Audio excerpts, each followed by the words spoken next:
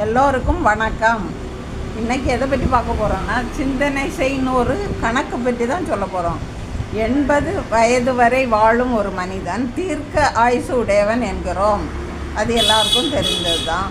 15 வயது வரை இளமை பருவம், அதாவது நல்லது கெட்டது அறியாத பருவம். அது 60 வயதுக்கு மேல் முதுமை மற்றும் வியாதிகள் தொற்றிக்கொள்கிறது. அதிலேயே 20 வருடங்கள் கடந்து விடுகிறது.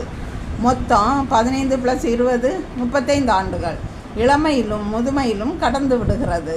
மீதி 80 வயதுலேருந்து 35 மைனஸ் பண்ணினா கழிச்சா 45 வருடங்கள். அந்த 45 வருடங்களில் பாதி வருடம், அதாவது 22.5 வருடம் இரவு பொழுதில் கடந்து விடுகிறது. மீதமுள்ள 45ல் 22.5 கழிச்சா 22.5 வருடங்கள் மட்டுமே மனிதனுடைய உலக செயல்பாடுகள். அவன் வாழ்வதும் தாழ்வதும் அவன் கையில் தான் இருக்கிறது.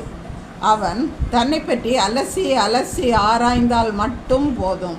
அவன் பெரிய ஞானியாக, அறிவியல் வல்லுநராக, நாட்டை ஆளும் தூண்களாக, உலகை அசைப்பவனாக ஆக முடியும்.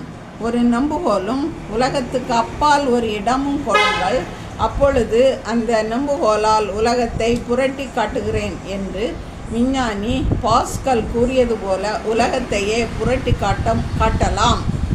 வாழவே பிறந்தோம், வாழ்ந்து காட்டுவோம். மேட்ச் பிடிக்காதவங்க லைக் பண்ணுங்கள்.